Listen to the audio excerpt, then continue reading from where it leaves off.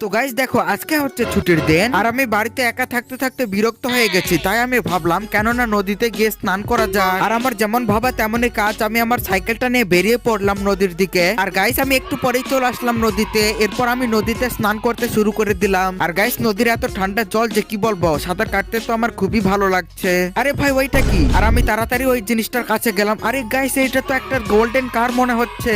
আর আমি ওই গাড়িটার ভেতরে বসে অনেক কষ্ট করে গাড়িটাকে জলের থেকে বের করে নিয়ে যাচ্ছিলাম। আরে গাইস এই গাড়িটার অবস্থা তো খুবই খারাপ, কিন্তু গাইস এই গাড়িটা দেখে আমার মাথায় একটা বুদ্ধি চলে আসে। এইটা তো গোল্ডেন কার, কেননা আমি এইটা আমার গ্যারেজে নিয়ে গিয়ে ঠিক করে কোটি টাকা দিয়ে বেচে দেই, তাহলেই তো আমি কোটিপতি হয়ে যাবো ইয়ার। বাকি আমি এই গাড়িটাকে যতক্ষণে গ্যারেজে নিয়ে যাচ্ছি ততক্ষণে তোমরা প্লিজ ভিডিওটিতে একটি লাইক করে দিও আর চ্যানেলটিকে প্লিজ একটি সাবস্ক্রাইব করে দিও। আর আমি এই গাড়িটাকে গ্যারেজে নিয়ে চলে আসি। এরপর আমি কিছু যন্ত্রপাতি দিয়ে গাড়িটাকে ঠিক করতে থাকি। আর গাইস এভাবে প্রায় 3 দিন ঠিক করার পর ফাইনালি আমার গাড়িটা একেবারে ঠিক হয়ে